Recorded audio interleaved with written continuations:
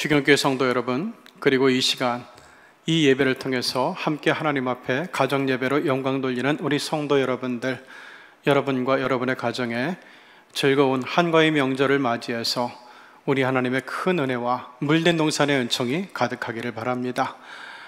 우리가 주어진 가정 예배 순서제를 가지고 가정 예배를 드릴 수 있지만 또 혼자 예배를 드리거나 또 사정상 환경 여건상 예배를 드리기 어려운 가정들이 있을 겁니다. 그래서 그 가정과 성도님들을 위해서 우리 시경교회는 영상으로 드리는 추석 명절 예배 같이 제공을 합니다. 이 시간 우리가 하나님 앞에 경건한 마음을 가지고 하나님 앞에 나와서 함께 예배하시겠습니다. 잠깐 눈을 감고 예배를 위해서 묵상해 주시기 바랍니다. 다 함께 사도신경으로 우리의 신앙을 하나님 앞에 고백하겠습니다. 나는 전능하신 아버지 하나님, 천지의 창조주를 믿습니다. 나는 그의 유일하신 아들 우리 주 예수 그리스도를 믿습니다. 그는 성령으로 잉태되어 동정녀 마리아에게서 나시고 본디오 빌라도에게 고난을 받아 십자가에 못 박혀 죽으시고 장사된 지 사흘 만에 죽은 자 가운데서 다시 살아나셨으며 하늘에 오르시어 전능하신 아버지 하나님 우편에 앉아 계시다가 거기로부터 살아있는 자와 죽은 자를 심판하러 오십니다. 나는 성령을 믿으며 거룩한 공교회와 성도의 교제와 죄를 용서받는 것과 몸의 부활과 영생을 믿습니다. 아멘. 찬송가 559장으로 함께 찬양하시겠습니다. 찬송가 559장입니다.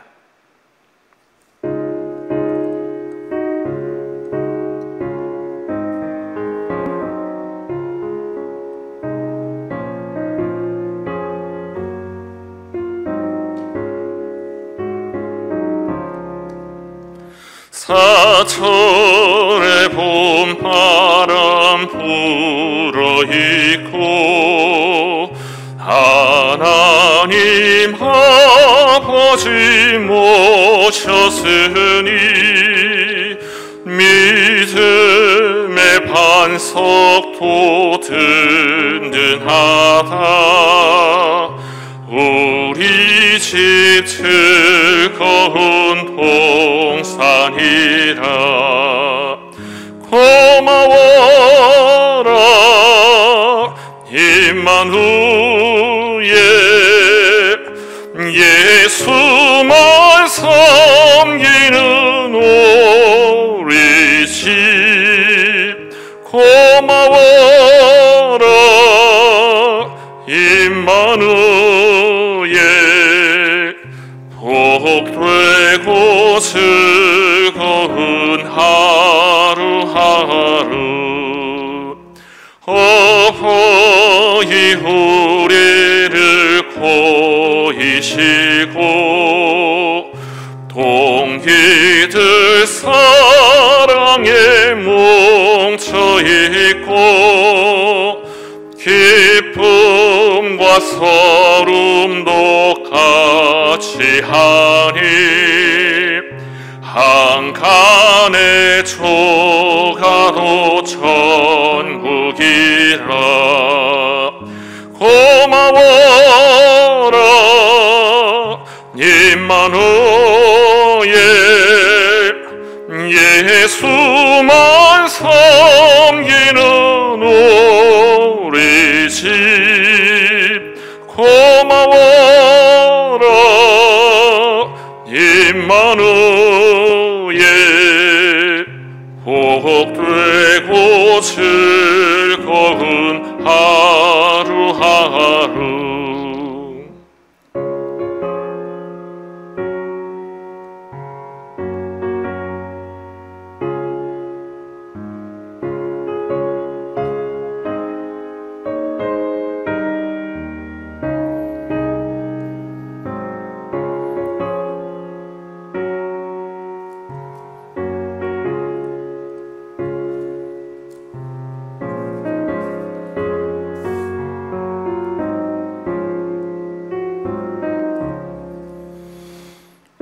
아침과 저녁에 수고하여 다 같이 일하는 온 식구가 한 상에 둘러서 먹고 마셔 여기가 우리의 낙원이라. 고마워라 임마누엘, 예수만 섬기는 우리 집. 고마워라 임마누엘, 복되고 즐거운 하루하루. 다 함께 순서지를 따라 기도하시겠습니다.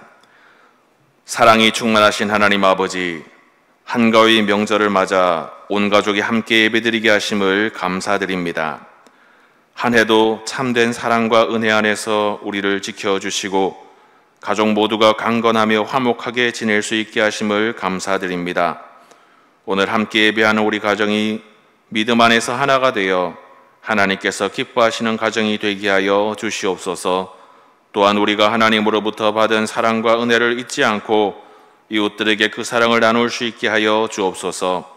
항상 선을 행하고 기뻐하고 기도하며 범사에 감사할 수 있는 삶, 기쁨의 찬양이 넘치는 삶을 살게 하옵소서. 예수님의 이름으로 기도드립니다. 아멘. 하나님께서 우리에게 주시는 말씀은 구약성경 시편 34편 8절부터 11절까지의 말씀입니다. 시편 34편 8절부터 11절까지의 말씀입니다. 다 함께 한 목소리로 합독하시겠습니다. 너희는 여호와의 선하심을 맛보아 알지어다. 그에게 피하는 자는 복이 있도다. 너희 성도들아 여호와를 경외하라. 그를 경외하는 자에게는 부족함이 없도다. 젊은 사자는 궁핍하여 줄일지라도 여호와를 찾는 자는 모든 좋은 것에 부족함이 없으리로다. 너희 자녀들아 와서 내 말을 들으라. 내가 여호와를 경외하는 법을 너희에게 가르치리로다. 이는 살아계신 하나님의 말씀입니다. 아멘. 자, 오늘 이 시간에는 하나님의 선하심을 맛보는 가정이란 제목을 가지고 함께 한가위 명절 예배 말씀을 전하려고 합니다. 오늘 본문은 시편 34편입니다. 그런데 이 시편 34편의 표제어를 보면은 다윗이 아비멜렉 앞에서 미친 채 하다가 쫓겨나서 지은 시 이렇게 되어 있습니다. 그러니까 그 배경이 굉장히 중요하겠죠. 다윗이 알다시피 장인 어른이었던 사울왕의 미움을 받고 질투를 받아서 이제 쫓기는 그런 위기를 계속해서 당하게 됩니다. 심지어 이 사울왕은 군대를 동원해서 다윗을 쫓아가서 죽이려고도 했습니다. 자, 이럴 때 이 다윗이 이제 도망갈 곳이 없어요. 산에도 갈 수 없고 굴에도 갈 수 없고 유다의 국경선 끝까지 쫓겨나는 그런 상황이었습니다. 그래서 다윗은 이럴 바에야 내가 블레셋 진영으로 도망을 가자. 그러면 사울왕이 거기까지는 나를 쫓아오지 못하겠지라고 생각을 하게 됩니다. 그래서 자기 딴에는 지혜를 짜내서 꾀를 짜내서 실행에 옮긴 것인데, 그런데 하필이면 갔더니 그 블레셋 지경이 어디였는가 하면 가드 땅이었다는 거예요. 들어갔더니 사람들이 난리가 났어요. 우리의 원수 다윗이 제 발로 들어왔구나. 저놈을 살려두면 안 된다. 막 으르렁거리면서 죽일 듯이 달려드는 거예요. 야, 이게 어찌된 일인가 봤더니 하필이면 그 가드가 어느 곳인가 하면은 다윗이 소년 시절에 죽였던 거인 장수 골리앗의 고향인 거예요. 골리앗은 가드의 영웅 호골이었거든요. 그런데 그런 골리앗을 다윗이 죽여버렸으니 이 가드 사람들이 다윗에 대한 원한과 분노가 상상 이상이었던 겁니다. 그래서 자기의 꾀를 따라서 야, 이쪽으로 가면 생명이 있을 것이다, 이쪽으로 가면 구원을 받을 것이다 생각했는데 사실은 정반대의 결과가 초래되고 말았던 겁니다. 그때 하나님께서 다윗에게 지혜를 주셨고 빠져나갈 길을 알려주셨어요. 다윗, 너 가만히 있지 말고 미친 채 하라 라고 말씀해 줍니다. 그래서 이 하나님께서 주신 지시를 받아서 지혜를 입어서 다윗이 눈을 흰자위를 드러내고 그리고 입에는 침을 줄줄 흘리고 그 침을 찍어서 벽에 낙서를 하면서 완전히 미친 사람의 흉내를 냈어요. 그랬더니만 사람들이 야, 저런 미친 사람을 어떻게 궁궐에 들일 수 있느냐, 에이 재수 없으니까 내어 쫓아라, 이렇게 해서 다윗이 구사일생으로 다시 유대 광야로 도망을 나갑니다. 그래서 목숨을 구사일생으로 건지게 됐는데, 그래서 다윗이 그 가드왕 아비멜렉 앞에서 쫓겨나와서 지었던 시, 이 시편 34편 6절은 이런 말씀을 하고 있어요. 이 곤고한 자가 부르짖음에 여호와께서 들으시고 그의 모든 환난에서 구원해 주셨다. 바로 이런 배경에서 나온 것이 오늘 말씀입니다. 자, 오늘 본문 8절에서 다윗은 너희들도 나처럼 여호와의 선하심을 맛보아 알지어다 라고 이야기하고 있어요.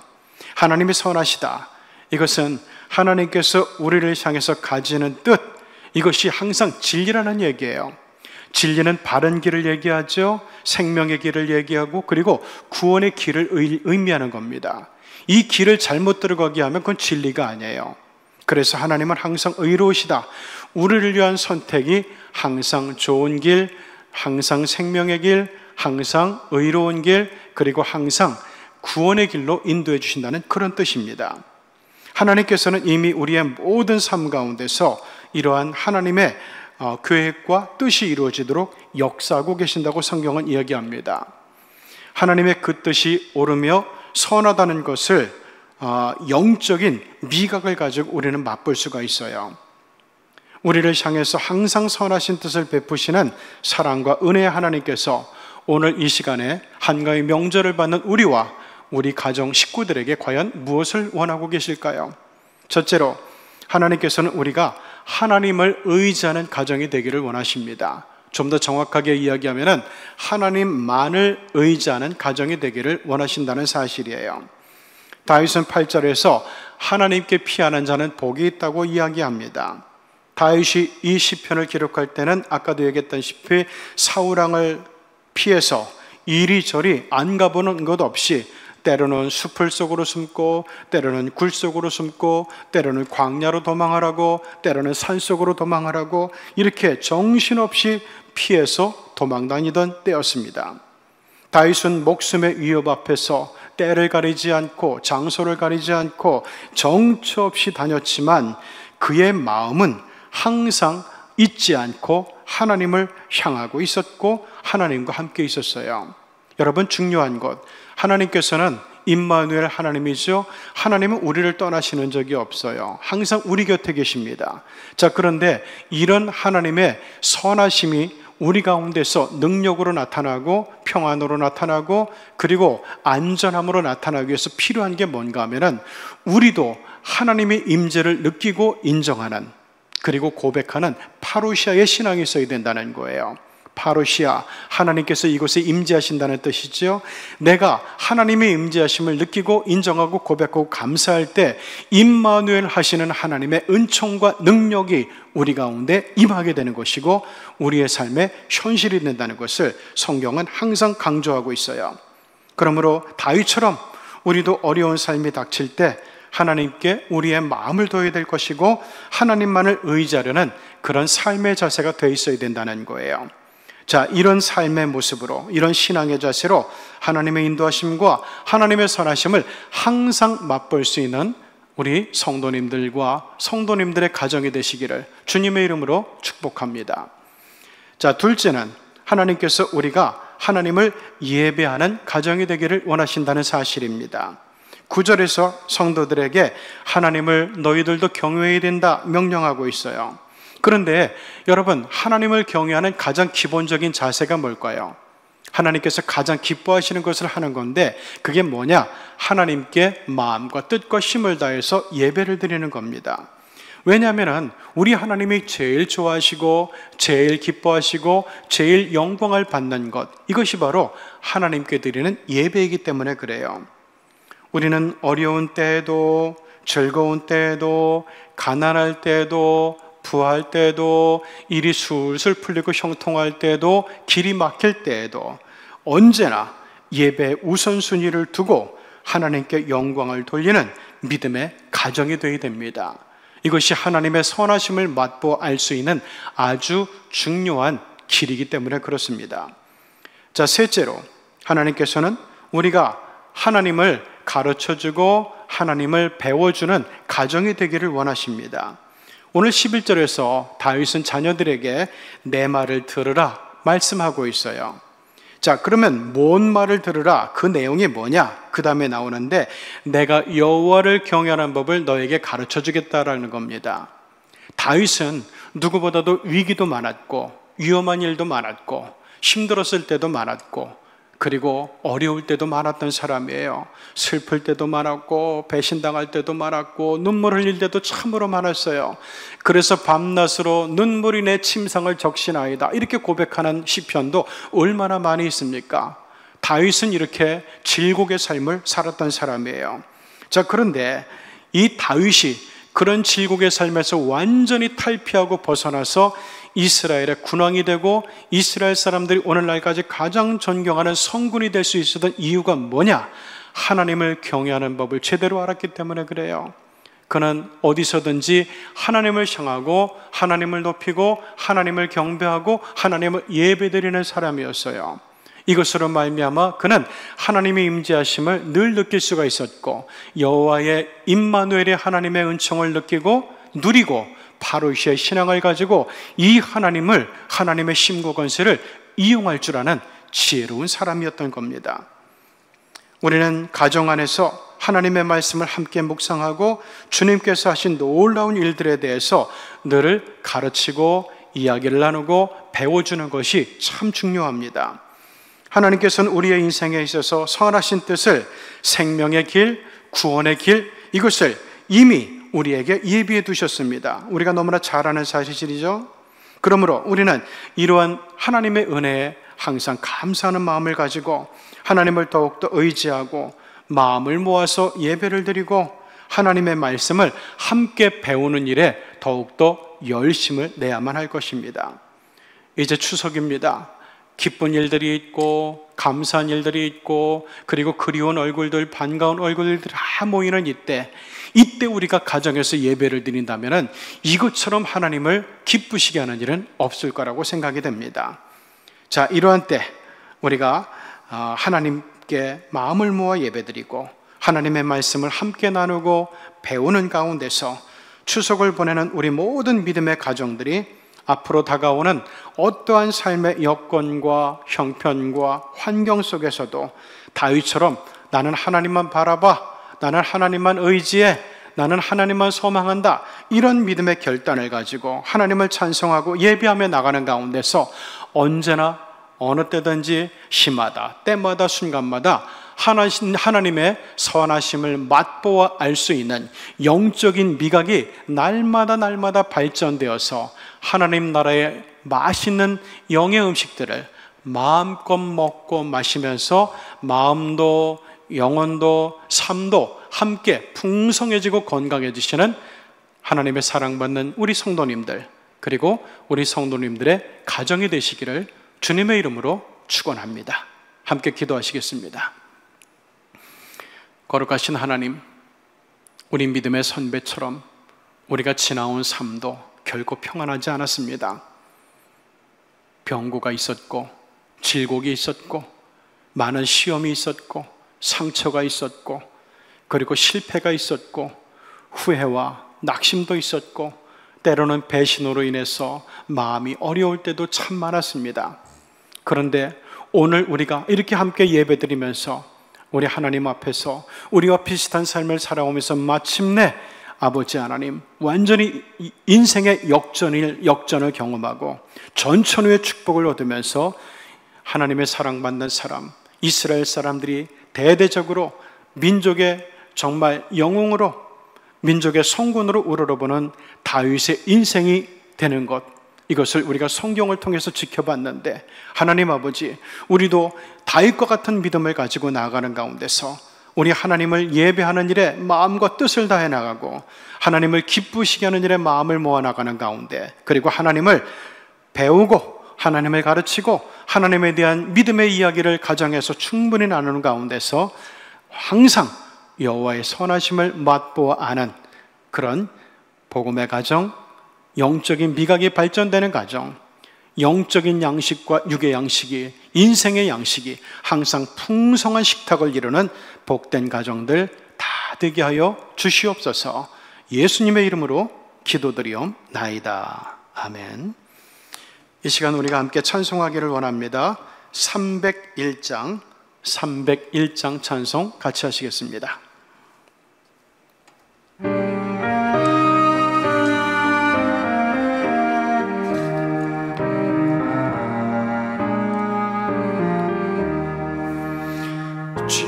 지금까지 지내온 것 주의 크신 은혜라, 한이 없는 주의 사랑 어찌 이루 말하랴.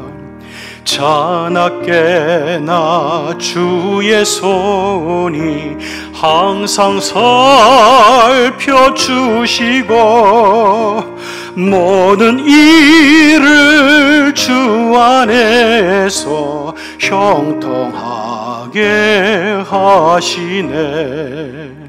몸도 마음도 연약하나 새 힘받아 살았네. 물 붓듯이 부으시는 주의 은혜 족하다. 사랑 없는 거리에나 험한 산길 헤맬 때 주의 손을 굳게 잡고 찬송하며 가리라.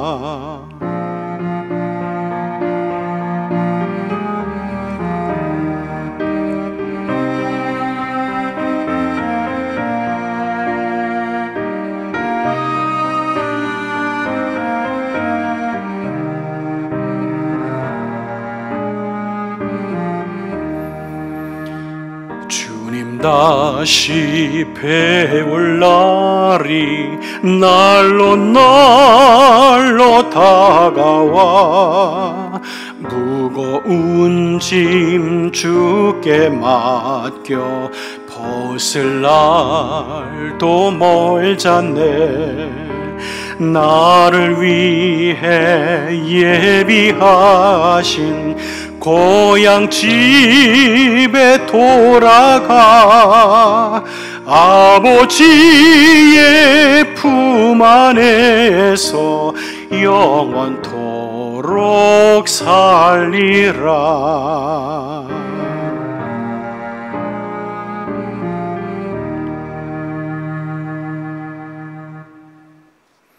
이제는 우리가 주님께서 가르쳐 주신 기도 함께 하면서, 그리고 제가 여러분을 향해서 축도하면서 추석 한가위 명절 예배를 마치도록 하겠습니다. 우리 같이 주기도문으로 하나님께 기도드리죠. 하늘에 계신 우리 아버지, 아버지의 이름을 거룩하게 하시며 아버지의 나라가 오게 하시며 아버지의 뜻이 하늘에서와 같이 땅에서도 이루어지게 하소서. 오늘 우리에게 일용할 양식을 주시고 우리가 우리에게 잘못한 사람을 용서하여 준 것 같이 우리 죄를 용서하여 주시고, 우리를 시험에 빠지지 않게 하시고 악에서 구하소서. 나라와 권능과 영광이 영원히 아버지의 것입니다. 아멘. 지금은 한가위를 맞아 우리 하나님을 믿는 성도가, 그리고 하나님을 믿는 우리 믿음의 가정이 함께 모여서 하나님 앞에 그 옛날 다윗 선배처럼 마음과 힘을 다해서 뜻을 다해서 예배드리는 사랑하는 믿음의 가정 위에 우리 구주 예수 그리스도의 은혜와 하나님의 사랑과 성령의 교통하심이 명절 연휴 동안 그리고 믿음으로 함께하는 모든 시간 동안 늘 충만하시옵기를 간절히 축원하옵나이다. 아멘.